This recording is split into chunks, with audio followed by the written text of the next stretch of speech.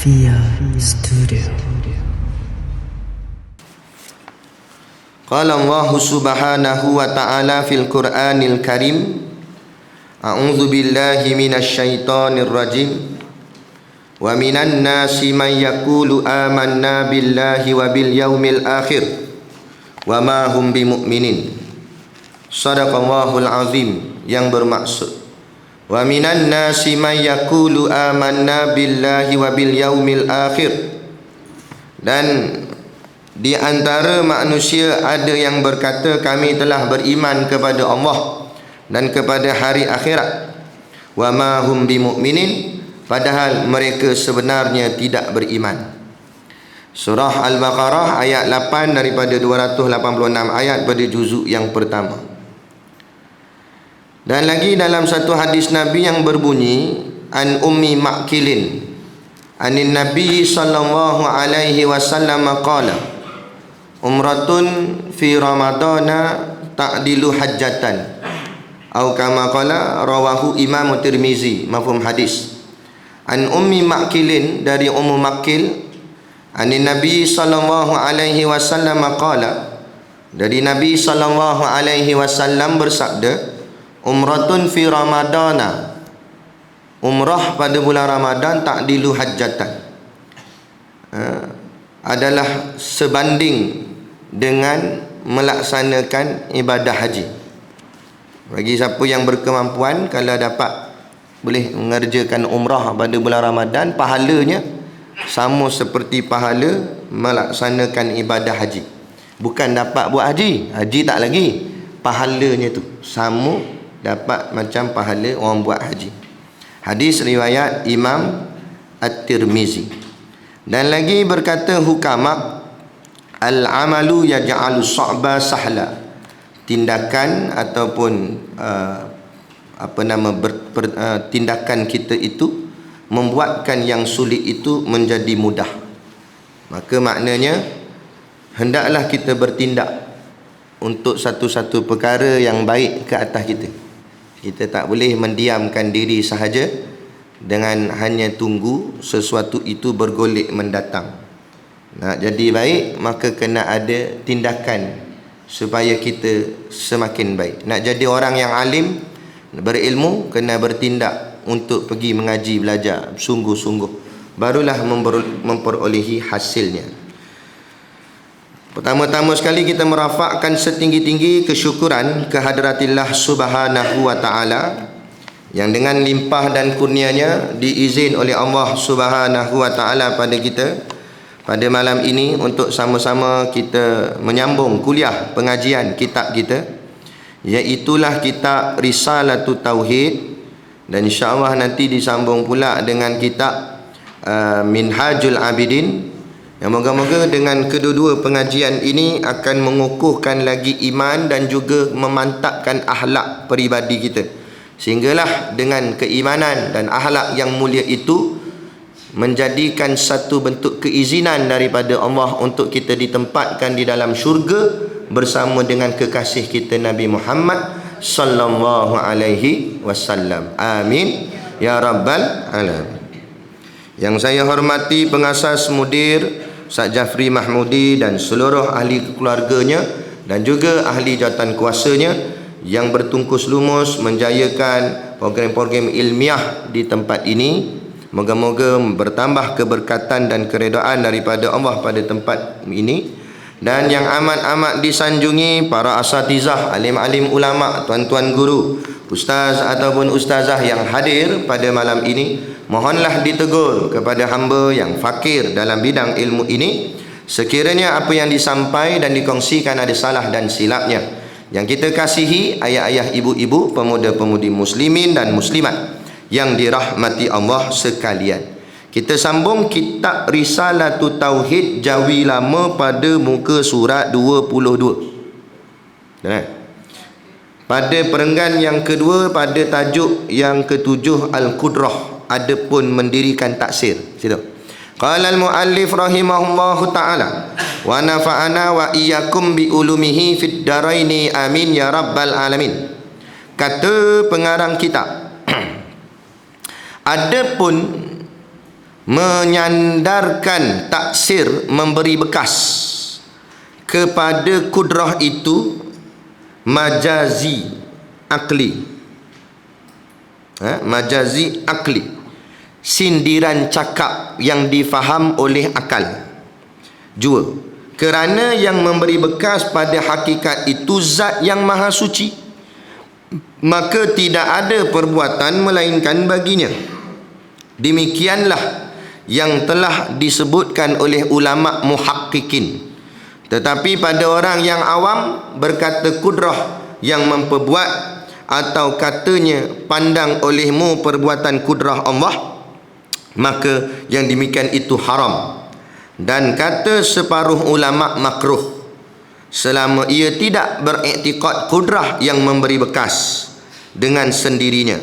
Adapun ia mengiktikadkan kudrah yang memberi bekas dengan sendiri, nescaya jadi kafir.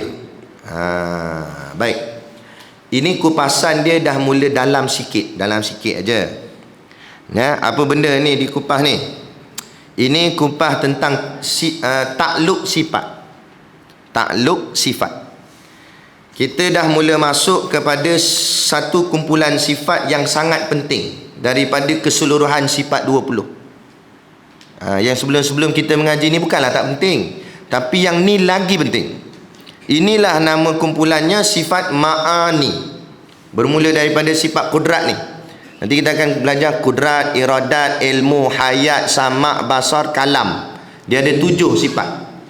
7 sifat ni dia duduk dalam kumpulan, nama kumpulan dia ma'ani. Nanti kita akan belajar. Lepas ni akan belajar lagi detail, cuma saya nak nampakkan dulu. 7 sifat ni dia namanya kumpulan ma'ani. Kenapa nama kumpulan ma'ani? Kata guru kami, nak bagi mudah fahamnya, inilah sebenar-benar sifat yang ada pada Allah sungguh-sungguh. Sebab disebut oleh ulama, sifat ma'ani ini mawjud fi zihin wa mawjud fi kharij.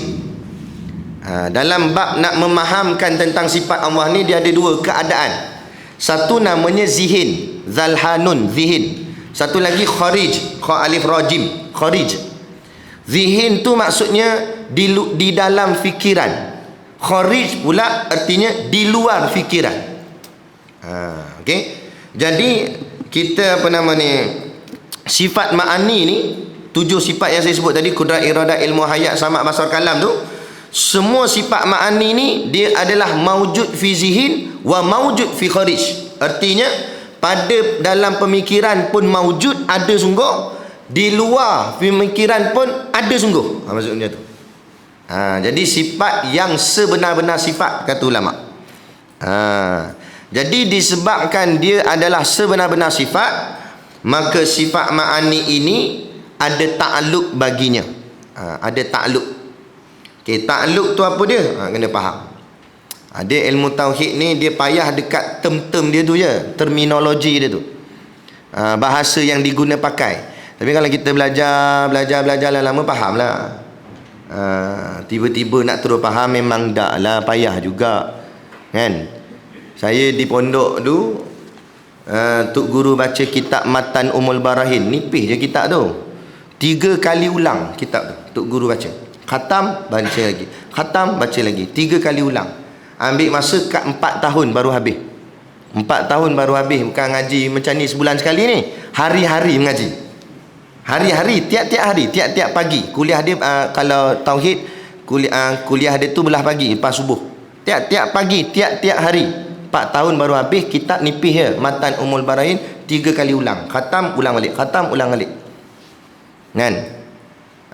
Kali pertama ulang tak faham. Kali kedua ulang pening-pening lalat. Kali ketiga ulang bau mulut jadi oh. Baru faham. Gitu. Tu pun muncullah faham kali ketiga. Kalau tak faham enggak tak tahulah. Lama lagi lah kena mengaji. Gitu. Jadi maknanya bukanlah semudah-mudah itu je. Tapi tak dapat tidak, kita kena belajar jugalah. Kata Tok Guru, paling-paling tidak pun kalau kita tak faham, sekurang-kurangnya dia dah membuka ruang. Dah buka sikit-sikit. Ibarat otak kita ni, dia macam semak samun, dengan belukanya, dengan penuh pokok besar-besar. Jadi kita nak masuk dalam hutan tu, Kita tak boleh lah terus tebang semua sekali. Dia kena buat lorong dulu. Tebah-tebah dulu. Dah tebah-tebah nanti semak-semak tu hilang, baru nampak lapang sikit. Baru pakai chainsaw untuk tebang pokok pula. Dah siap tebang pokok, baru cahaya pun masuk, baru terang. Buh batu kerikil. Lepas tu buh pula tar jalan. Lepas tu buh tol situ. Siap. Ada nak ceritanya macam tu. Otak kita tu mula serabut. Tapi kali pertama belajar, dia terbuka sikit. Itu kali belajar lagi, terbuka lagi. Jadi lagi mengaji, lagi banyak terbuka ilmu itu, insya-Allah. Nah, jadi setiap sifat ma'ani ni dia ada takluk. Takluk ni apa dia? Takluk ni kata guru kami, menuntut lebih sifat daripada zat. Maknanya maksud dia nak kata tambahan, bukan tambahan, tapi makna kata lebihnya sifat tu.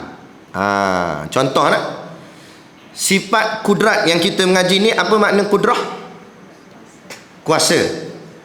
Kuasa tu baru kita faham sifat dia. Sifat Allah Ta'ala itu berkuasa, maha berkuasa. Allah berkuasa. Tapi nak bagi tahqiq lagi kita faham, maka ta'alluq bagi sifat kuasanya Allah Ta'ala itu namanya taksir. Taksir ni dalam kitab ni dia ada tulis ta'alif tayara tu. Tu tengok dalam kitab dia kata ada pun menyandarkan taksir. Tu taksir itu artinya memberi bekas. Maksud memberi bekas, kuasanya Allah Ta'ala itu boleh mengadakan yang tiada, boleh mentiadakan yang ada. Tu taksir. Itulah makna taksir, memberi bekas tu. Makna memberi bekas, daripada tak ada Allah boleh buat ada, daripada ada Allah boleh buat tak ada. Tu namanya memberi bekas. Memberi bekas bahasa Melayu, bahasa Arabnya taksir. Taksir. Taksir ta'alluq bagi sifat kudrah, kuasa. Itu jugalah yang membezakan kita dengan Allah, makhluk dengan Allah. Boleh tak kita kata dari cakap mulut sajalah, kita kata makhluk ada gak kedrat? Orang panggil kedrat lah. Kedrat ni bahasa kita, apa orang kampung ni panggil, makna tenaga lah, berkemampuan. Hang ada kedrat tak nak angkat padi tu? Contoh kan, ada tenaga tak? Mana ada kuasa, kekuatan kan. Kita boleh kata kita ada kuasa, ada tenaga, tetapi kuasanya kita ataupun tenaganya tadi tu tidak boleh memberi bekas. Situ beza dia. Kuasanya Allah taksir, memberi bekas. Kuasa kita cakap saja namanya kuasa, tapi tidak ada takluk, tidak ada taksirnya, tidak ada memberi bekas. Sehebat mana pun seorang manusia, saintis lah, PhD saja 18 kali sampai botak tengah kepala, kuat sangat dia buat kajian mengaji apa semua. Hebat dia ni, memang pandai gila. Dalam dunia dia nombor 1. Sehebat mana pun dia pandai dari segi sains ke apa ke, dia tak boleh mencipta sesuatu. Tak boleh. Dia tak boleh mencipta daripada barang tak ada jadi ada. Atau dia tak boleh menghapuskan daripada ada kepada tak ada. Takkan boleh. Dia hanya boleh mengubah kedudukan saja, mengubah bentuk, mengubah fasa. Macam kita belajar sains dulu, ingat tak? Daripada fasa pepejal berubah menjadi fasa cecair. Fasa cecair jadi fasa wap. Wap pula boleh jadi cair balik, boleh jadi pejal balik. Tukar fasa je. Tapi nak bagi hilang terus air tu tak boleh. Mana boleh? Dia kata tak boleh. Kita sejak dia, sejak jadi wap, dia tak hilang. Dia jadi wap, dia ada juga, dia tak akan hilang, dia tetap ada. Benda apa pun manusia buat, dia tetap ada, dia tak akan hilang. Kita bakar sampah, ingat benda tu hilang dah, dia berubah menjadi, dia berterbangan di udara. Itu yang dia panggil apa nama dia? Pollution. Pencemaran karbon dioksida. Ingat kita tak kerti kan? Itu yang menyebabkan oksigen boleh kurang dan sebagainya. Itulah dari segi sains lah kata gitu. Karbon dioksida benda tak nampak juga kan dengan mata kepala, tapi benda tu memang ada pun. Benda itulah namanya tu, diorang yang namakan, tapi benda tu benda yang dicipta Allah. Tapi nak ceritanya, manusia tak boleh barang ada bagi tak ada, barang tak ada bagi ada. Tak boleh. Makhluk tak boleh. Allah, kuasanya Allah, hebatnya Allah memberi bekas. Taksir, erti taksir itu apa nama, Allah boleh buat barang ada jadi tak ada kepada ada. Boleh takat ni. Itu maksud taksir tu. Jadi kita baca dalam kitab ni. Dia kata ada pun menyandarkan taksir, yakni dalam kurungan memberi bekas. Faham situ memberi bekas apa? Tulis nota kecil situlah. Makna memberi bekas tu menjadi ada ke tak ada pada ada. Tapi tulis betul-betul lagi ada tak ada. Apa benda yang ada ni? Dia sendiri tulis dia pun tak faham kadang. Bukan ibu-ibu lah, saya sendiri pun kadang baca balik apa aku tulis. Ada pun menyandarkan taksir, memberi bekas kepada kudrah. Kudrah tu sifat Allah. Lepas tu kita sandarkan taksir tadi, memberi bekas tadi pada sifat kudrah. Jadi kita kata kudrahnya Allah itulah memberi bekas. Kita kata gitu. Kata gitu tu dia kata kita menyandarkan taksir pada kudrahnya Allah itu istilah nama dalam mengaji, namanya majazi akli, istilah dia tu. Itulah saya kata tauhid ni dia banyak terminologi, dia banyak perkataan-perkataan yang kita nak kena faham perkataan tu. Sama juga ni majazi akli. Orang mengaji tauhid dia akan selalu jumpa perkataan majazi akli. Majazi akli ni kalau bahasa pasar, bahasa tok guru kami guna, dia kata pinjam-pinjam cakap, dia kata macam tu. Tapi kalau dalam kitab ni tengok dalam kurungan dia kata apa? Sindiran cakap yang difaham oleh akal. Maknanya cakap-cakap saja nak bagi akal faham, itu saja. Majazi akli, majas ni maknanya benda bukan ada sungguh, tapi majas saja. Majas ni macam mana cakap? Macam bayang ajalah macam tu. Bayang saja sebut untuk memudahkan akal faham. Gitu. Fata Morgana. Nampak ada tapi tak ada. Macam itulah lebih kurang. Dia sebenarnya tak ada, tapi kita cuma membayangkan. Itu panggil majazi akli tu. Dengan sebabkan fungsi akal kita ni, cara dia berfungsi dengan membayang. Betul tak? Cuba kalau tiba-tiba saya kata, tuan-tuan semua ibu-ibu, cuba bayangkan kita di tepi pantai. Apa bayang? Wah, dia kata. Ada laut lah. Dia cara kita berfikir, bila kita sebut satu cerita, dia akan bayangkan dalam pemikiran dia berdasarkan pengalaman hidup dia. Macam tu. Jadi fungsi kita ni, akal kita ni namanya majazi akli, pinjam-pinjam cakap gitulah. Jadi dari sudut bayangnya kita membayangkan taksir tadi, memberi bekas tadi disandarkan kepada kudrah Allah. Kudrah tu sifat Allah Ta'ala. Macam tu. Dia kata jadi sandaran kita tu, kita sandar tu hanya sekadar majazi akli saja, bukan hakikat, bukan betul-betul, tapi bagi nak mudah faham aja. Kalau tak cerita ini nanti tak faham. Macam tu. Faham tak ni? Faham? Faham tak?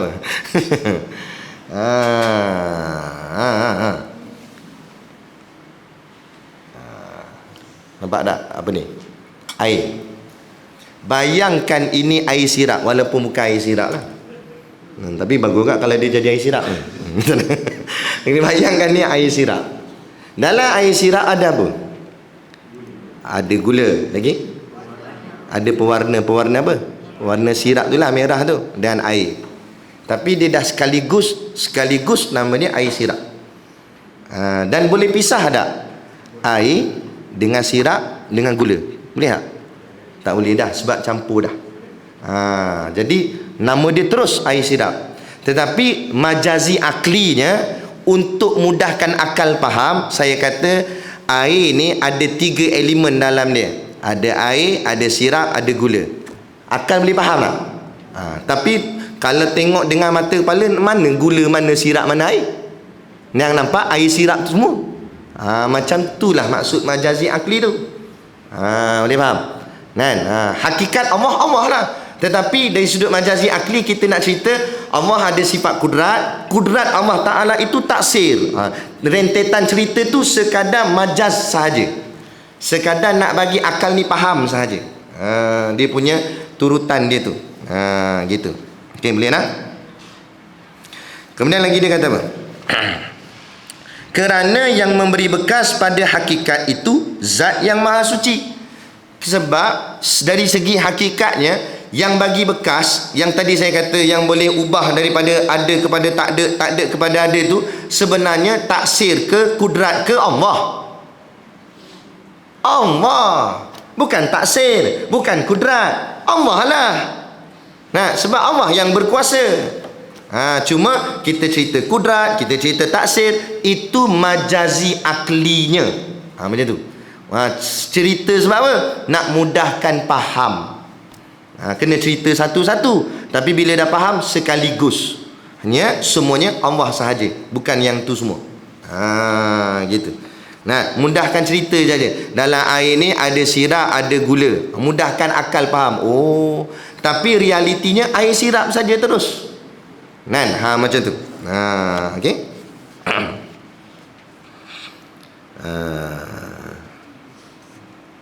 Gitu. Boleh nak? Memberi bekas pada hakikat itu zat yang maha suci. Zat yang maha suci itu siapa? Allah lah. Maka tidak ada perbuatan melainkan baginya. Kerana tidak ada yang lain berkuasa melainkan diri Allah lah yang berkuasa. Bukan kudrat tu, bukan taksir tu. Taksir bukan ada kuasa, kudrat pun bukan ada kuasa. Yang ada kuasa siapa? Allah. Macam tu. Takut kita faham Allah satu ketul, lepas tu kudrat satu ketul, taksir satu ketul. Tu jadi itu boleh jadi rosak akidah tu. Yang diketul-ketulkan itu untuk belajar saja, tapi dari segi hakikatnya Allah sendiri, Allah itulah yang berkuasa. Boleh faham tak? Macam kita belajar sifat 20 ni juga. Kenapa mula-mula dulu kita belajar, pertama dulu sifat apa yang pertama kita belajar itu? Wujud, lepas tu kidam, lepas tu baqa. Adakah maknanya mula-mula Allah ada sifat wujud dulu, lepas tu barulah datang sifat kidam pula, lepas tu baru datang sifat baqa pula? Tidak. Semua sifat tu kat Allah belaka semua. Serentak terus. Bukan dulu kemudian. Habis kenapa kita belajar wujud dulu, kidam dulu? Sebab akal kita belajar kena satu-satu. Mana boleh belajar sekaligus? Okey, hari ni kita belajar wujud kidam baqa Allah. Macam mana ustaz ni, pening lah ustaz. Tu kita kena belajar satu-satu, tapi bendanya sekaligus. Gitu. Hakikat sebenarnya sekaligus terus. Diri Allah Ta'ala yang bersifat dengan segala sifat-sifat yang sempurna tadi. Baik. Maka tidak ada perbuatan melainkan baginya. Tak ada yang berkuasa yang boleh buat apa semua melainkan Allah lah. Demikianlah yang telah disebutkan oleh ulama muhakkikin. Apa maksud muhakkikin? Hak, asal perkataan dia hak. Hak ni mana apa? Benar. Ulama yang sebenar-benar. Mana ulama betul-betul? Ulama tauhid betul, bukan ulama main-main. Jadi ulama yang betul-betul ulama tauhid sepakat, maka mereka kata yang berkuasa semata-mata diri Allah, bukan yang lain. Tetapi dia kata pada orang yang awam, maksud orang awam, orang yang bukan belajar ilmu agama secara khusus. Dia bukan belajar agama secara khusus. Belajar agama ni ada dua jalan. Satu secara khusus, satu secara umum. Secara khusus ni dia duduk di pondok ataupun duduk di mana-mana lah, madrasah, tempat pengajian, dan dia mengaji hari-hari, pagi ke malam, pagi ke malam, pagi ke malam. Kalau kita pergi belah-belah patani, pesantren, pondok-pondok yang betul-betul pondok punya lah, yang mengaji betul, satu hari paling rendah lah 15 kitab. Daripada pagi sampai malam, pagi sampai malam. Makan sikit je kan? Rehat sekejap dalam setengah jam, Tok Guru bagi rehat, makan sekejap, lepas tu ngaji lagi, kitab lain pula, kitab lain pula. Kadang sampai tengah malam, kadang sampai pukul 1 pagi, pukul 2 kadang. Itu jenis yang betul-betul hidup dia dihabiskan untuk ngaji. Itu panggil khuwaidimul ilmi, khadam kepada ilmu, betul-betul habiskan kehidupan dia dengan ilmu. Bila dia keluar, dia jadi seorang yang menyampaikan ilmu pula. Dia struggle sungguh kan. Itu dipanggil pelajar ilmu yang secara khusus. Golongan ni lah yang layak asnaf zakat atas jalan fisabilillah, sebab dia mengaji tu dikira berjuang kan. Adapun mengaji sebulan sekali. Kan? Itu pun kalau ustaz datang, tak datang pula. Tak ada pula kuliahnya. Kan? Itu macam masjid surau. Itu mengaji juga namanya. Penuntut ilmu juga. Tapi dipanggil orang yang mengaji secara umum. Yang ni dipanggil awam. Ni panggil orang awam. Jadi dia kata, tetapi pada orang yang awam berkata kudrah yang memperbuat. Dia kata sifat kudrah itulah yang buat. Ni siapa yang cipta bumi ni? Sifat kuasa Allah. Dia tak kata Allah yang buat, tapi dia kata sifat kuasa Allah, sifat kudrat Allah yang buat bumi, yang buat itu, buat ini, dia kata. Atau katanya pandang olehmu perbuatan kudrat Allah. Atau dia kata mu tengoklah sifat kuasa Allah. Bukan suruh tengok Allah, suruh tengok perbuatan Allah. Tengok kuasa Allah. Tengok kuasa Allah tu maknanya dia berpegang sifat itu yang berkuasa. Kan? Tapi kalau dia ni, dia cakap aja, pada mulut dia cakap macam tu. Dia kata kudrah yang memperbuat, kuasa Allah yang buat semua ni, dia kata. Ataupun dia kata lihatlah perbuatan kuasa Allah ni. Tengok ni, bumi ni hasil daripada perbuatan kuasa Allah, dia kata macam tu. Maka yang demikian itu haram. Cakap macam tu haram. Apa makna haram? Berdosa. Tapi tak jadi kafir, cuma berdosa. Sebab apa berdosa? Sebab apa berdosa? Cakap macam tu, kenapa jadi dosa pula cakap macam tu? Kenapa? Saya boleh jawab. Saya bagi hadiah. Sebab apa berdosa? Berdosa sebab tak mengaji. Itu dosa dia. Kalau dia mengaji, dia takkan cakap macam tu. Nampak? Bila dia tak mengaji, akhirnya dia akan bercakap satu benda yang salah. Cakap benda yang salah, itulah dikira dihukumkan dosa. Bukan sebab cakap dia tu salah, tapi sebab tak mengaji tu. Dia kata lah, mana saya tahu, saya tersilap cakap. Dia kata, betul mu tersilap cakap, tapi apa punca mu tersilap cakap? Puncanya sebab tak pergi kuliah. Tak pergi mengaji, akhirnya jadi tersilap kata. Kan? Jadi kalau memang dari segi tu Allah maaf. Jadi perbuatan tu memang dimaaf, tapi tak mengaji tu yang tak dimaaf. Ada pula, saya tak ngaji. Mana ada tak ngaji? Kan? Tak ngaji tu di satu pilihan. Dia sendiri tak nak ngaji. Kan tak? Jadi dia kena bertanggungjawab. Sebab tu kat situ dia dihukumkan haram dan berdosa atas katanya itu. Tapi tak jadilah kafir, tak jadi syirik pun. Sebab apa? Sebab tadilah, sebab dia jahil. Orang jahil tak jadilah syirik sebab dia tak erti, tapi tetap berdosa kerana tak mengaji. Tu. Dan kata separuh ulama, tapi ada gak sebahagian ulama yang agak pandangan dia agak ringan sikit, sebab dia takut nak kata sampai haram tu, dia kata makruh. Orang yang cakap gitu tu makruh. Makna makruh ni Allah tak suka, jangan cakap. Benda tu tak betul. Kan? Tak elok cakap gitu. Macam itulah makruh. Sebab makruh ni asal katanya karaha. Karaha tu makna benci, makruhun yang dibenci. Jadi jangan buat perbuatan makruh, takut dibenci Allah. Nah, tapi dengan syarat, ulama yang letakkan makruh tadi hukumnya tu ada syaratnya, selama ia tidak beriktikad kudrat yang memberi bekas. Selagi mana dia tak pegang sifat kudrat itulah yang bagi bekas. Tapi kalau dia pegang sifat kuasa Allah itulah yang bagi bekas, apa jadi? Nescaya jadi macam ni? Memberi bekas dengan sendirinya, nescaya jadi kafir dia.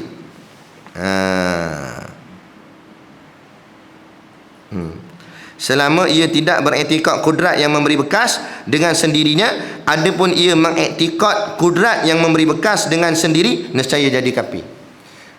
Kesimpulannya macam mana? Siapa yang kata ataupun dia beriktikad dalam hati dia, ia yakin sifat kuasa Allah itulah yang memberi bekas, sifat kudrat itulah yang menjadikan sesuatu tu tak ada kepada ada kepada tak ada. Kalau dia iktikad sifat kuasa tu yang berkuasa, kafir. Sebab apa? Sebab bukan sifat yang berkuasa. Yang berkuasa siapa? Allah yang berkuasa. Cuma disebut sifat Allah Maha Kuasa.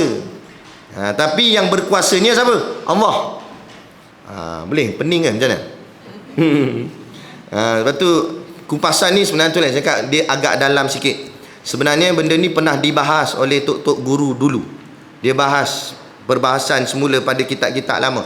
Akhirnya keluar satu keputusan ataupun jalan penyelesaian. Ada seorang ulama yang sangat terkenal, lagi ramai anak muridnya, iaitu terkenal dengan panggilan dia Pak Dail. Kalau orang ngaji pondok mesti kenal Pak Dail, sebab namanya sangat popular pada pengajian-pengajian kitab. Dia sangat alim dalam bidang ilmu tauhid. Pak Dail ni, maka dia nampak benda ni masalah ni. Masalah orang nampak sifat yang ada kuasa sampai tak nampak Allah. Misalnya duk pegang ke sifat. Tujuan belajar sifat nak yakin pada Allah. Tiba dia yakin pada sifat bukan Allah, bukan zat tapi sifat. Jadi bercelaru situ. Maka dia ngarang sebuah kitab. Nama kitabnya Baquratul Amani. Dalam kitab Baquratul Amani, Pak Dail dia tukar. Selalu kitab-kitab tauhid lain dia kata Allah bersifat dengan sifat berkuasa. Tapi Pak Dail tak nak guna perkataan berkuasa. Dia guna perkataan pekuasa. Kerana pekuasa tu merujuk kepada fa'il, si pembuat, tukang pemilik sifat. Maka yang berkuasa bukan sifat, Allah yang berkuasa. Jadi Allah itu pekuasa. Dia istilah, sebab dia cakap dia berkait dengan masalah istilah, terminologi, istilah perkataan sahaja. Tapi yang pentingnya kita nak faham. Jangan berkuasa pekuasa lah kali nampak ayah pin yang berkuasa. Tak kena. Duk pening nak makhluk pula dia pegang ada kuasa. Tapi betul. Tujuan kita mengaji biar nampak Allah segala-galanya. Ni tak ngaji kan? Takut dengan makhluk, takut dengan itu, takut dengan ini. Ada? Takut dengan undang-undang. Kalau undang-undang tu memang kebaikan buat kita, kita bukan takut atas undang-undang tu, tapi takut atas murka Allah. Takut dengan Allah. Benar tak? Kita jadi ikut peraturan negara ni kerana takut dengan kerajaan ke takut dengan Allah? Tu kena betul juga tu. Takut dengan manusia, takut dengan makhluk. Takut dengan makhluk tu yang akhirnya jadi tunduk dengan makhluk. Ada kan?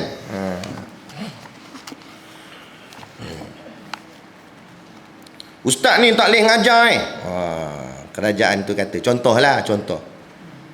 Tak boleh lah, kita pun tak panggil lah dia. Pada tang mana dia salah. Kalau betul dia ajar benda sesat salah, tak apa, memang kita pun sekat. Tapi dia ajar benda betul, cuma lain tak sama. Kan? Warna dia tu tak sama. Tiba-tiba dia disekat, tak boleh. Kita pun takut juga. Dah tu kata tu takut dengan Allah ke takut dengan manusia? Ada? Lah nanti depa tangkap. Mu takut manusia tangkap. Tapi mu fikir tak kalau mu batalkan pengajian apa semua, jadi terbantut dakwah agama, mu nak jawab apa depan Allah Taala? Nak jawab apa? Mu tak takut dengan Allah. Mu takut manusia lagi. Sebab manusia ugut nak penjara. Dan Allah ugut neraka jahanam tu ke? Orang nak takut? Penjara pun makan nasi, bukan makan grill besi. Kan nasi ke? Tapi kalau neraka jahanam nak makan apa? Ini fungsi ilmu akidah. Bila kita mengaji, nampak Allah segala-galanya. Tapi bukan makna kita langgar semua orang, tidak. Bukan suruh langgar raja, langgar Perdana Menteri, langgar, tak. Selagi mana apa yang diarah, apa yang disuruh itu taat pada Allah, kita taat juga pada dia. Kan? Tapi kalau bercanggah dengan agama, perlu lagi pada ketaatan pada manusia. Hatta seorang ayah ni nak pangkat besar, kita kena taat. Kan? Kena taat pada dia. Kalau orang perempuan, taat pada suami. Hatta sekalipun raja suruh keluar rumah, suami kata tak boleh keluar. Sebab pangkat dalam keluarga itu suami lebih besar daripada segala-galanya. Kan? Tiba-tiba suami kata jangan pakai tudung, boleh taat tak? Tak boleh taat. Sebab apa? Sebab arahan tadi melanggar perintah Allah. Maka hilang ketaatan pada suami pada ketika itu. Yang bahagian tu jangan semua sekali, yang tu saja. Tetap dia langgar arahan suami dia dengan tetap pakai tudung. Adakah dikira derhaka? Tidak. Itulah dikira taat kepada perintah Allah. Maka suami dia yang jadi derhaka kepada Allah. Ini boleh wartawan tanya dia dalam satu rancangan TV, entah siapa tak tahulah, pandai-pandailah cari. Orang tanya dia, kenapa apa nama Datin Seri ke apa, entah berpulah gelaran dia, kenapa tak pakai tudung? Dia kata sebab suami saya tak bagi, dia kata. Sebab suami tak bagi. Dah Allah. Mana pergi Allahmu? Mana pergi Tuhanmu? Sebab tu bahaya bila seseorang tu tak mengaji ilmu akidah. Sangat-sangat bahaya. Dia tak nampak hidup normal ni, nampak macam biasa je, nampak seperti orang Islam dan beriman. Tapi bila diuji Allah, keluar daripada mulut perkataannya sesuatu yang terang-terang dan jelas membelakangkan Tuhan. Apa jadi agaknya? Ni yang ayat saya baca nombor 8 tadi tu, dalam Al-Baqarah tadi, wa minan nasi may yaqulu amanna billahi wa bil yaumil akhir. Dan di antara manusia, maknanya ramai-ramai manusia ni, ada yang berkata kami telah beriman pada Allah, kami telah beriman kepada hari akhirat. Yaqulu, dia kata ni mulut, tapi hakikat sebenar wa ma hum bimu'minin, padahal mereka sebenarnya tidak beriman. Sebab apa? Tak meletakkan Allah di atas prioriti yang paling utama. Gitu kan? Tu. Jadi kafir ia dengan berpegang kudrat itu yang berkuasa. Baik. Maka yang sebenarnya ialah Tuhan yang bersifat kudrat. Jadi yang sebenarnya bukan kudrat yang berkuasa, tapi Allah yang berkuasa. Kan? Allah yang memiliki sifat kudrat tu, bukan kudrat tu seketul. Takut dia jadi faham kudrat tu macam satu makhluk. Kan? Kudrat tu sifat Allah, yang berkuasa tu Allah. Cuma yang sebenarnya, yang sebenarnya Allah tu sendiri yang berkuasa. Kita namakan istilahnya kudrat tu sebagai majazi akli, menamakan saja. Kalau tak dinamakan nanti tak susah nak faham pula. Allah tu apa? Macam mana dia tu kena namakan. Maka ulama menamakan itu kuasa, kudrah. Tapi jangan pandang kudrah itu satu benda. Tak, kudrah tu milik Allah, Allah punya sifat Allah. Sama juga macam Al-Quran. Al-Quran bukan makhluk. Al-Quran tu kalamullah, perkataan Allah. Bila perkataan Allah, dia bukan makhluk, dia Allah punya. Kan? Kalam Allah. Walaupun kita pegang benda tu, buku tu, kan, yang kita pegang tu memanglah benda, tetapi ayat itulah kalamullah. Ayat itulah yang kalamullah. Sebab tu macam kitab-kitab kita mengaji ni, kita boleh pegang kitab walaupun tak ada wuduk, tetapi pada ayat Al-Quran, kadang-kadang dalam kitab dia ada letak dalil ayat Quran, ayat tu tak boleh pegang, tak boleh sentuh kalau tak ada wuduk. Pada ayat bukunya boleh pegang, ayat tu tak boleh pegang. Kenapa tak boleh pegang? Sebab tu kalamullah. Itu perkataan Allah. Gitu. Lepas tu kita kena faham. Jadi yang kita belajar ni lebih kepada banyaknya majazi akli. Hakikat sebenarnya Allah lah segala-galanya. Sebab tu akhir nanti lepas habis kita mengaji dah ni, entah tahun bila tak tahulah. Mula-mula kita belajar berapa sifat? 20 sifat wajib, 20 sifat mustahil, 1 sifat harus. Jumlahnya semua 41. Kan? Lepas tu daripada semua sifat tadi, dia jadi 4 kumpulan sahaja. Yang nanti kita belajar juga 4 kumpulan tu. Dia jadi crop lagi kecil. Jadi nafsiyah, salbiyah, ma'ani, ma'nawiyah. Daripada 4 ni pula dia jadi 2 pula nanti. Lagi kita mengaji, tinggal 2 pula. Istiqna dan iftiqar. 2 ni je. Lagi mengaji, 2 ni tak ada dah. Tinggal 1 je. Siapa satu tu? Allah semata-mata. Sebab tu kata ulama wa ahli sufi lah, orang yang benar-benar mengenal Allah tidak lagi dapat menghurai Allah. Kata Allah tu macam mana? Allah kata. Dah lah sifat ni macam mana? Allah dia kata. Tak boleh nak hurai. Tapi lepas mengaji ya, jangan tak mengaji. Allah. Tinggi ni ilmu ni. Padahal mengaji pun tidak tinggi tangan dia. Ada macam tu budak radikal dia jawab. Kan? Lepas dia mengaji dah dia faham macam tu sampai dia tak boleh nak rungkai dah. Dia dah nampak Allah. Tak boleh nak bahas. Itu sebenar-benar kenal. Sebenar-benar kenal. Tu nanti sampai tahap tu insya-Allah lah. Gitu. Maka yang sebenarnya ialah Tuhan yang bersifat kudrah, mempunyai kebesaran dan perintahan. Jadi yang sebenarnya Allah lah yang berkuasa. Kebesaran tu pada Allah. Allah yang memerintah segala-galanya, bukan kudrah tu yang memerintah. Allah yang meliputi dan sekalian makhluk. Allah yang menakluki sekalian makhluk tu di dalam genggamannya. Ni pun kena faham juga. Takut faham di dalam genggaman, dia faham genggam maksud macam tangan digenggam. Bukan. Maksud genggaman ni sekali lagi lah, ini adalah majaz. Pinjam-pinjam cakap untuk bagi akal faham. Tapi maksud genggam tu maknanya Allah menguasai segala-galanya. Bukan kita duduk dalam tangan Allah lagi. Makna Allah ada tangan, Allah genggam kita lah. Bukan. Kita faham macam tu boleh rosak akidah. Sebab nanti dia dah mula menjisimkan Allah, mengatakan Allah ada tangan apa semua. Tu bahaya tu. Jangan sampai macam tu. Sebab itulah ngaji kitab-kitab macam ni mesti ada guru. Jangan beli buat baca sendiri. Ada orang buat kuliah tapi dia duduk rumah dia baca sendiri. Genggam.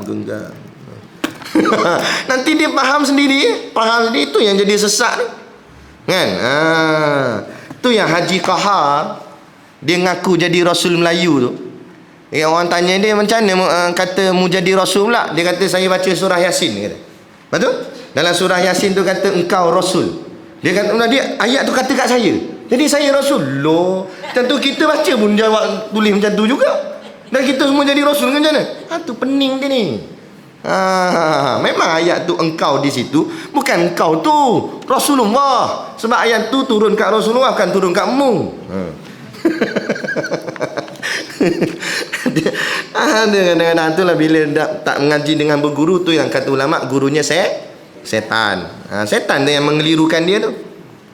Setan kata tu, hang lah ni, hang jadi Rasul ni.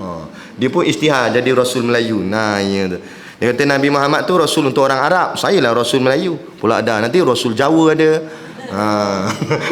Rasul Banjar. Ada benda apa kan ada Nabi dah lepas Nabi Muhammad.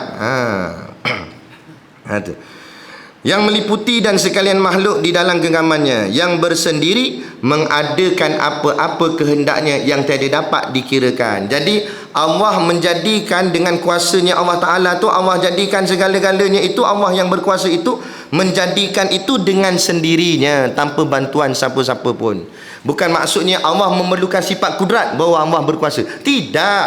Tapi kudrat itulah Allah sebenarnya. Allah itulah yang berkuasa. Cuma kita menamakan sifat itu kudrah, tapi Allah lah yang berkuasa tu. Bukan satu benda lain yang berkuasa. Allah lah. Maksud dia macam tu. Dan Allah berkuasa mengadakan apa kehendaknya yang tidak dapat dikirakan. Yang tidak dapat dikirakan tu maksudnya tak dapat kita nak kira apa benda Allah nak buat, semua Allah boleh buat. Cuma kita kena faham, takluk kuasa Allah itu pada makhluk, bukan pada dirinya. Jadi kena faham elok-elok. Jadi orang tanya soalan, berkuasa atau tidak Allah mencipta anak untuk dirinya? Jawab macam mana? Berkuasa? Tak faham lagi dah tu. Tidak. Kan kata tadi kuasa Allah Ta'ala itu takluknya, kuasanya itu pada makhluk, bukan atas diri dia. Bukan atas diri Allah, tapi atas makhluk. Fungsi kuasa tadi itu untuk makhluk, digunakan ke atas makhluk, bukan untuk guna diri sendiri, bukan untuk diri Allah. Kerana apa? Kerana Allah tak memerlukan kuasa sebab dia yang maha kuasa. Yang memerlukan kuasa siapa? Kita lah, sebab kita tak ada kuasa. Macam lampu. Torchlight kan, torchlight ni torchlight. Lepas tu kita ambil lagi satu torchlight. Bayangkanlah ni torchlight. Kata tu buku Ustaz, tak bayang. Ini torchlight, ini torchlight. Tiba-tiba kita suluh sama-sama torchlight. Hang buat apa ni? Aku nak menerangkan torchlight ni. Alah bodohnya hang ni. Nak buat apa bagi terang torchlight ni? Sebab torchlight ni memang dah terang. Dia tak memerlukan cahaya. Tapi siapa yang memerlukan cahaya? Selain dia lah. Sebab selain dia yang gelap, dia dah terang. Faham tak ni? Macam lampu ni. Adakah lampu ni nak kena terangkan lampu juga? Tak payah dah lampu ni terangkan kita. Sebab apa dia tak payah terangkan dia? Sebab dia dah terang. Lagi bersuluh. Jadi apa nak terang kat dia lah. Dia ambil torchlight, tonyol kat lampu no. Hang buat apa ni mak? Aku nak terangkan lampu ni. Bodohnya dia. Apa hang nak gitu suluh lampu tu? Lampu tu dah memang dia bercahaya. Dia tak perlukan cahaya. Yang perlukan cahaya sesuatu yang tak ada cahaya. Yang tak ada cahaya siapa? Kita lah. Kita gelap. Maka kita yang perlukan cahaya. Tapi lampu dia memang sifat dia cahaya. Jadi dia tak perlukan cahaya. Itu ibarat dia. Kan? Tapi bukanlah Allah macam tu. Cuma nak bagi faham. Itulah kata majazi akli tadi tu. Gitu. Jadi Allah tak memerlukan kuasa atas dirinya. Jadi soalannya tadi, Allah berkuasa tak mencipta anak baginya? Tidaklah. Bukan tidak tu maksud Allah lemah. Tapi Allah tak memerlukan apa-apa. Sebab Allah tu berkuasa dah. Apa Allah nak ada anak, nak ada itu, nak ada. Allah tak perlukan apa-apa. Allah tak nak apa-apa pun dah cukup. Allah tu boleh buat apa saja. Lepas tu kenapa Allah cipta makhluk? Sebab Allah nak tunjuk kekuasaan dia pada kita. Allah cipta kita, lepas tu Allah kontrol kita. Aku nak tengok, kau kuasa ke aku kuasa? Seolah maksudnya macam tu. Kau boleh buat? Allah nak tanya. Itu yang nanti di hari akhirat Allah matikan semua. Masuk malaikat pun mati. Nah, tinggal malaikat-malaikat besar, malaikat Jibril, Mikail apa semua itulah. Israfil apa semua. Last kali Allah tanya kepada malaikat penjabut nyawa Israel. Siapa lagi ada? Ada malaikat-malaikat yang besar Allah. Cabut mereka sekali. Cabut malaikat Jibril nyawa, malaikat Israfil punya nyawa, semua cabut. Siapa lagi yang tinggal? Allah tanya. Kemudian malaikat Israel dipandang kanan, dipandang kiri, tak ada siapa. Dia kata tinggal hamba seorang yang hina lagi lemah, wahai Tuhanku. Kan? Dia pun dah takut dah. Allah kata sekarang mu cabut nyawamu sendiri, dia kata. Itulah buat pertama kali malaikat maut mencabut nyawanya sendiri. Dan kata Rasulullah dalam hadis, saat dia cabut nyawa menjerit dia. Dan andai katalah kalau jeritan dia itu dengar di zaman kita sekarang ni, nescaya mati habis semua makhluk kerana terlampau kuat suara dia menjerit. Kenapa dia jerit? Sebab sakit. Padahal yang cabut siapa? Diri dia sendiri. Jadi logiknya kita fikir, kalau dia cabut diri dia sendiri, cabut kuat-kuat ke pelan-pelan? Pelan-pelan pun sakit. Tu dia cabut diri dia sendiri sakit. Dia cabut kita? Oh, degilnya. Diri dia sendiri pun sakit. Kan? Akhirnya habis dia pun tak ada, mati dah. Semua. Kemudian Allah tanya, siapa lagi yang ada? Sunyi sepi. Kalau kita sini, siapa lagi ada? Krik-krik. Ada lagi krik-krik tu mana? Ada lagi. Melalang tu ada. Kan? Tapi ni krik pun tak ada. Siapa ada lagi? Senyap. Kan? Benar Allah panggil ni yang kata jago-jago atas dunia ni. Mana Donald Trump? Kata. Mana Barack Obama? Mana Israel? Mana Zionis? Mana tak boleh sebut. Yang rasa angkuh-angkuh tu orang tanya, mana kamu? Mana kerajaan kamu? Mana kuasa kamu? Mana hebatnya kamu? Semua senyap. Donald Trump lagi senyap gini. Tak jadi dia. Baru tahu. Tu Allah nak tunjuk kuasa dia. Tu ada dalam hadis cerita. Bukan tujuan, tapi hikmah kenapa Allah jadikan kita makhluk. Sebab Allah nak menzahirkan kehebatan dan kekuasaan dia. Sebab tu disebut dalam Al-Quran, wa ma khalaqtul jinna wal insa illa liya'budun. Taklah aku jadikan jin dan manusia untuk mereka menyembah aku. Apa maksud sembah? Kata tafsir Ibnu Abbas, dalam tafsirnya dia kata maksud liya'budun itu liya'rafu. Apa maksud liya'rafu? Mengenal. Jadi makna ayat tadi, taklah aku jadikan jin dan manusia itu melainkan untuk mereka mengenal siapa aku. Kenal hebatnya Allah, berkuasanya Allah. Bila kenal, barulah jasad dan ruh akan tunduk, sujud, sembah muka atas tanah. Turun ni, tunduk. Malu pada Allah, tunduk. Sehebat mana pun dia, besar mana pun jawatan dia, agung. Raja dalam negara paling besar sekali. Raja bila semayang pun letak muka atas lantai. Ke ada raja letak muka atas tiang apa ada? Tak, lantai juga. Lantai tu dia pijak, lantai tu dia cium. Nak menunjukkan tunduk kepada Allah. Lepas tu kita angkat tangan takbir tu. Allahu Akbar. Apa maksud angkat tangan ni? Apa hikmah dia? Hikmah dia banyak. Salah satunya hikmah ni angkat tangan ni, serendernya kita dengan Allah. Ya Allah, aku serah diri padamu. Itulah makna Islam. Islam ni asal perkataan daripada perkataan salim. Salim ni maknanya serah, menyerah diri. Menyerah diri kepada Allah, mengaku kalah dengan Allah. Ini dak angkuh nak cabar Tuhan, lawan hukum Tuhan. Mengingat menghebat sangat. Ya tak? Ni bila kita ngaji akidah, kita makin nampak Allah, kecilnya aku, kerdilnya aku. Barulah lagi kita mengaji, lagi terasa hambanya kita. Lagilah kecut. Barulah dapat dibuang sifat ego, sifat sombong, sifat angkuh. Gitu. Sebab tu Allah suka orang yang merendahkan dirinya. Orang yang merendahkan diri, Allah akan angkatkan dirinya. Angkat maksudnya dengan memuliakan dia. Orang yang mengangkat diri, Allah akan merendahkan diri orang tu. Iaitu dengan maksud merendahkan orang itu dengan menghinakan dia. Gitu. Tu dia. Tuhan saja yang mempunyai. Ini kita sambung akan datang. Kita berhenti dekat yang tidak dapat dikirakan. Kemudian kita akan sambung Tuhan sahaja yang mempunyai kuasa. Sebab panjang lagi tu. Tuhan sahaja yang mempunyai kuasa. Tanda di situlah. Okey. Tapi tak boleh balik lagi. Ada satu lagi kitab. Nanti dulu.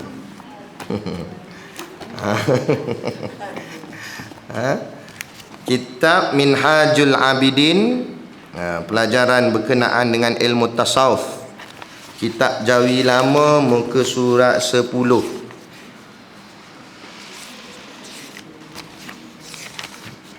Surat 10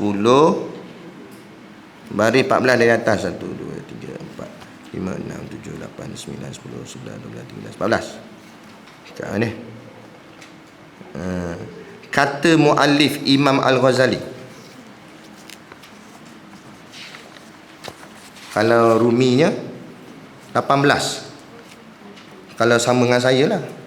Yang ada banyak tu Aqabah tu. Ada tulis yang pertama, kedua, ketiga, keempat, kelima, keenam, ketujuh tu. Jumpa tak?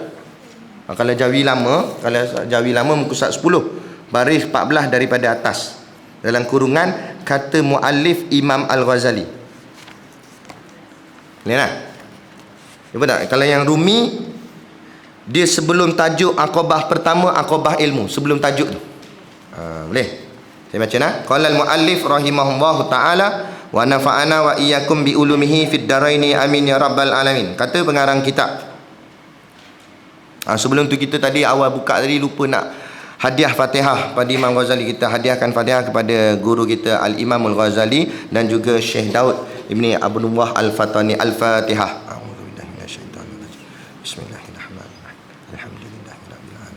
Ar-Rahmanir-Rahim. Maliki yaumiddin. Iyyaka na'budu wa iyyaka nasta'in. Ihdinas siratal mustaqim. Siratal ladzina an'amta 'alaihim ghairil maghdubi 'alaihim waladdallin. Baik. Kata musannif, dia kata muallif. Muallif ni ambil daripada perkataan alif. Alif tu bukan huruf alif tu. Alif. Alif maksudnya tulis. Muallif si penulis. Jadi kata si penulis, pengarang kitab ni. Kitab yang asal dalam bahasa Arab, pengarang dia Al-Imamul Ghazali. Yang ada pada tuan-tuan ibu-ibu ni, yang dalam tulisan Rumi Melayu ni ataupun Jawi Melayu, itu telah diterjemahkan oleh Syekh Daud Ibn Abdullah Al-Fatani. Tapi asal kitab ni Imam Ghazali yang karang dalam bahasa Arab. Dan kitab ini adalah kitab yang terakhir Imam Ghazali karang. Lepas tu dia meninggal, dia wafat. Jadi seolah-olah kata ulama, seolah-olah kitab ini seperti wasiat yang ditinggalkan oleh Imam Ghazali kepada kita semua sebagai anak muridnya. Maka kata muallif Imam Al-Ghazali, dia kata radhiyallahu anhu, maka inilah aturan yang yang mengilhamkan daku Tuhanku pada jalan ibadat. Pada jalan ibadat.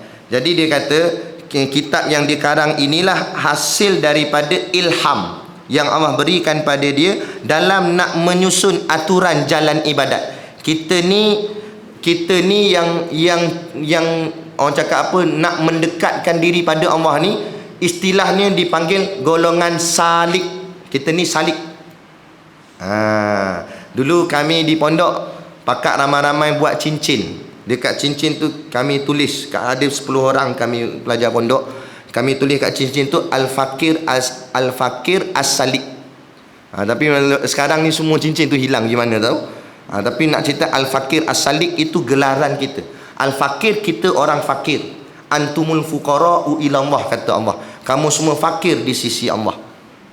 Bila kita rasa kefakiran kita, barulah kita rasa tunduk pada Allah. Kita tak sombong dengan Allah.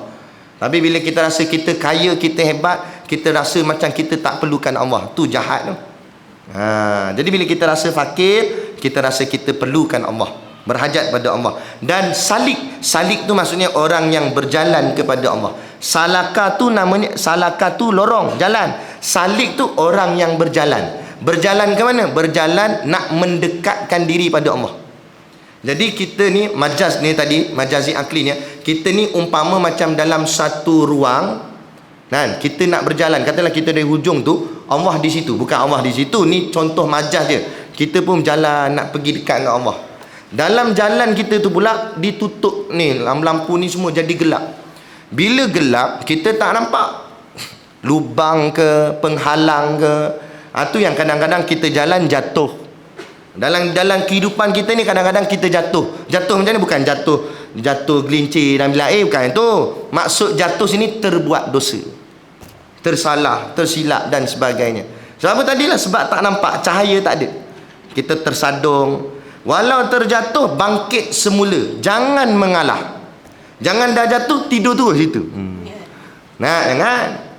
Tu yang ramai ni, dia dah terjatuh, dia dah terbuat silap, dia pun dia kata alang-alang dah neraka, jahanam terus dia kata. Ada pula macam tu. Masih lagi ada pintu taubat, bangkit semula. Lepas tu ada anak muda dia tanya saya, "Ustaz, macam mana nak istiqamah Ustaz? Saya ni dah tobat. Lepas tu tiba saya buat lagi dosa. Macam mana Ustaz nak buat macam mana?" Loh, memang macam tu lah. Kamu bukan maksum. Kamu bukan para nabi dan para rasul. Kamu tu al-insanu mahalul khata' wa nisyan. Kamu tu manusia yang tempat lalai, tempat silap, tempat lupa. Maka sebab tu Allah buka pintu taubat untuk hamba-Nya. Lepas tu Allah kata innallaha yuhibbut tawabin. Sesungguhnya aku sangat kasih pada orang yang bertaubat. Apa maksud taubat? Taubat ni asal katanya taba, yatubu, taubatan. Maksud taba, balik. Allah suka orang yang patah balik pada Allah. Kembali. Kamu dah tersasar, balik-balik. Jangan buat bodoh gitu ya. Itu kata tadi. Jadi bila kamu dah taubat, lepas tu kamu buat lagi sekali dosa tu, taubat lagi. Buat lagi, taubat lagi. Tapi bukan dengan jalan bermain-main. Kita tikam nombor ekor lu, kalau rasa tak kena nanti, baru kita taubat. Jangan macam tu. Itu namanya main-main. Tu Allah tak terima. Tapi ni dah, kita dah memang tak nak buat, tiba-tiba alamak terbuat lagi. Silap aku, terikut hawa nafsu aku. Cepat-cepat istighfar. Astaghfirullahalazim, ya Allah, aku minta maaf ya Allah, tolong ya Allah, aku silap ya Allah, aku silap. Ngaku salah dia. Jangan salahkan orang lain, salahkan diri sendiri. Tu cara dia. Itulah sebab tadi gelap tadi. Kita tersadung, langgar benda. Macam tu ibarat ni. Bayangkan kita berjalan, ada lubang jatuh, ada penghalang terjatuh. Macam itulah. Lepas tu bawa pula muatan berat, kata Tok Guru. Kita bawa beg. Dalam beg tu disusun batu-batu. Agak-agak boleh jalan laju ke pelan? Pelan. Kenalah lagi banyak, lagilah berat, merangkak terus. Apa yang berat tu? Itulah namanya dosa-dosa kamu, kata Tok Guru. Kalau kamu terasa berat untuk berjalan pada Allah, berat itu kerana dosa. Dia kata, kamu macam mana terasa berat? Terasa berat nak semayang, terasa berat nak puasa, terasa berat nak mengaji kuliah, terasa berat nak mengaji Quran, nak buat ibadat ni rasa berat, rasa lembik. Asal kuliah nak ngantuk. Kalau tengok TV, habis dah, habis dah. Nah, bila habis tu dia marah tu, Allah cepatnya habis. Yang kuliah dia, bila nak habis ni? Jadi itu tanda ada dosa.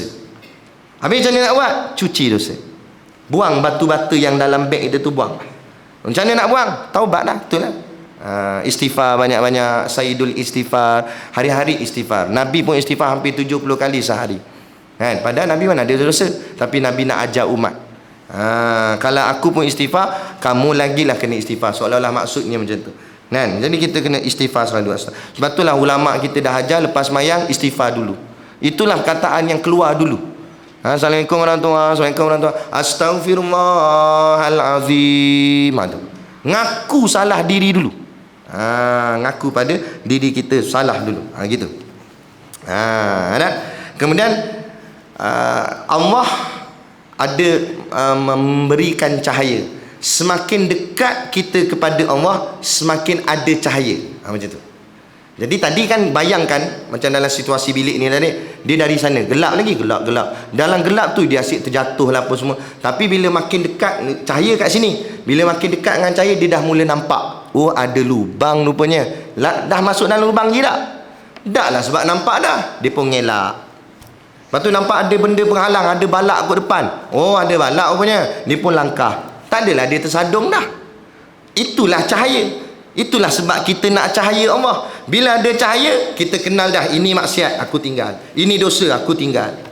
Sebab tu ini kita yang boleh sampai sini ni sudah mendekati cahaya. Sebab kita mendekati cahaya dah, kita kenal apa yang salah, kita tinggal tak buat. Tapi kalau kita tak duduk dalam majlis ilmu ni, agak-agak macam mana?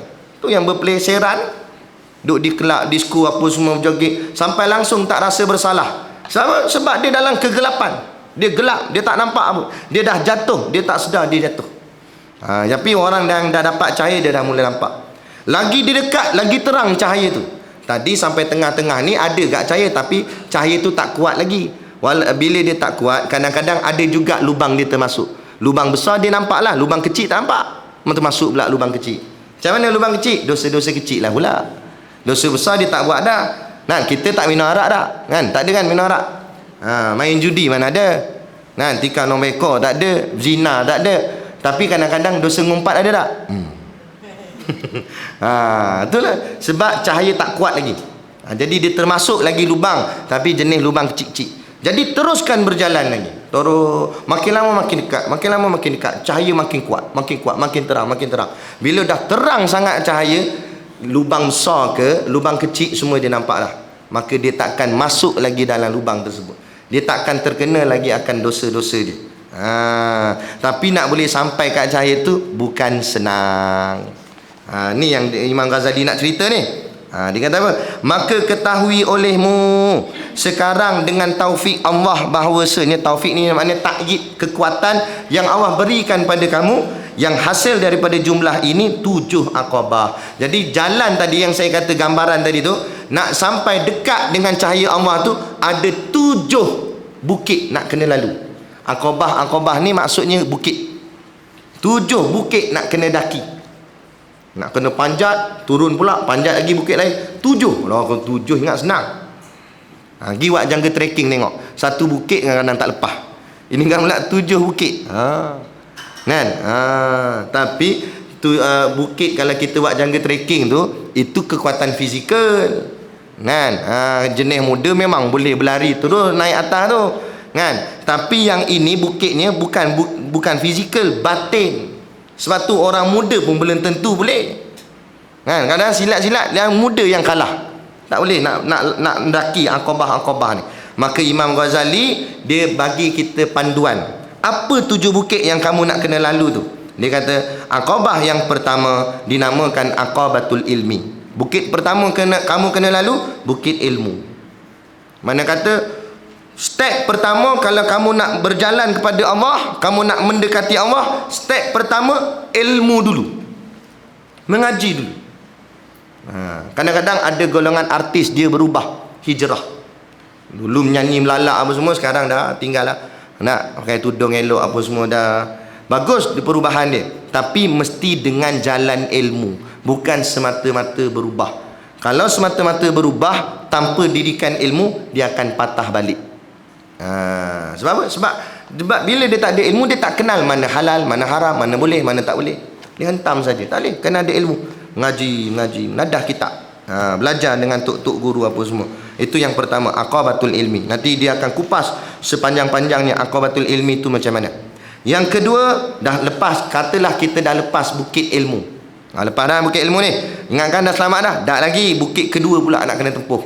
Mana bukitnya? Keduanya dinamakan aqabatut taubah. Kena lalu pula bukit taubat. Sebab apa? Sebab kadang-kadang ada orang dia dah berjalan dalam bukit ilmu, tapi dia jadi sombong pula dengan ilmu dia. Angkuh. Hampa tak tahu. Dia kata. Macam dia hebat kan? Mula dia pelikih ilmu orang lain, mula nak ajak berdebat, lah apalah angkuh. Kan? Macam dia betul semua, macam dia pandai semua.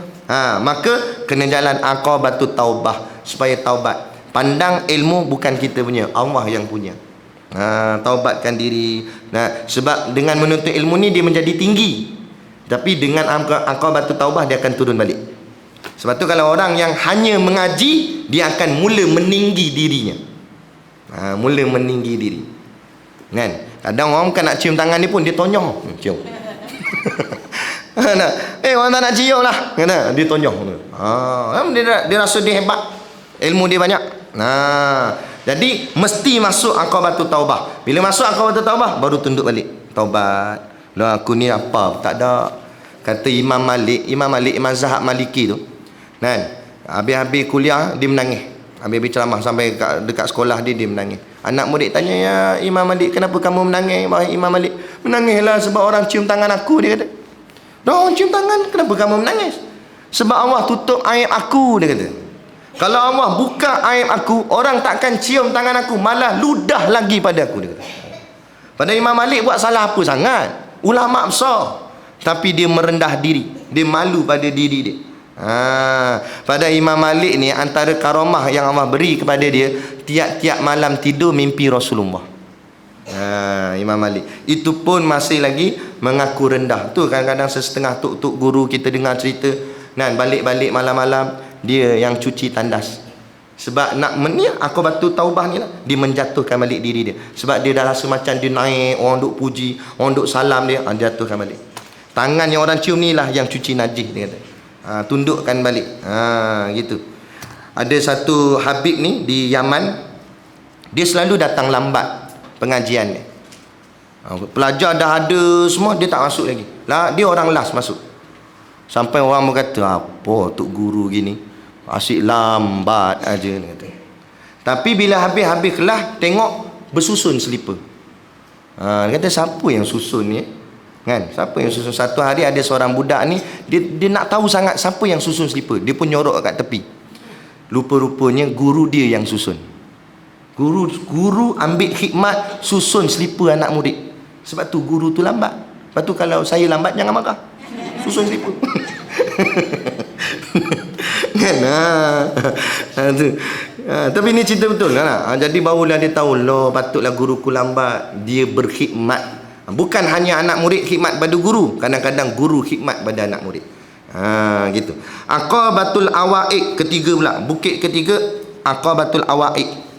Awaiq ni makna rintangan-rintangan yang akan dilalui nanti. Apa lagi yang melintang? Lepas tu nanti yang keempat, aqabatul awarid. Lebih kurang jugalah halangan-halangan satu-satu. Apa lagi? Nafsunya. Sebab bila nanti dah mengaji pula, ada pula nafsu. Mula-mula ya ngaji susah-susah, lepas dah ngaji pula nama dah naik, popular pula, apa duit banyak dan sebagainya. Mula dah. Tu kena jaga semua tu. Kemudian yang kelima, aqabatul bawais, perkara yang membangkitkan. Bangkitkan diri dia. Dia dah jadi kelain. Dulu sembang lain. Dulu masa lepas-lepas bawa habis mengaji, dia kata dengan orang, dengan majlis surau, tak apa, panggil saya ni, saya tak kira duit. Tak bayar pun tak apa, saya ikhlas lillahi ta'ala. Tapi bila nama dah naik, dah popular, orang dah panggil gitu gini, biasanya orang panggil saya 2,000. Letak harga pula dah. Betul, ada berlaku. Ni sebab dia tak memahami benda ni. Dia tak tahu yang dia diserang penyakit sebenarnya. Itu bawa'is tadi. Dan aqabatul qawadih yang keenam. Qawadih ni makna cedera. Kecederaan. Dia dah buat tu tapi ada sedikit kecederaan pada amal dia tu, pada perbuatan dia tu. Diingatkan dia dah cukup ikhlas, rupanya ada sikit lagi. Sebab apa? Ada lagi pengharapan kepada makhluk. Bukti dia ceramah memanglah nampak baik apa semua. Tiba-tiba ada orang kritik dia. Apa punya ceramah, apa punya kuliah, hampa saya apa? Dia mula marah. Kenapa nak marah? Sabar, relax lah. Allah, Nabi Allah pun diuji Allah. Lebih pada tu lagi. Kan? Dia nak orang puji dia selalu. Kritik tak mau.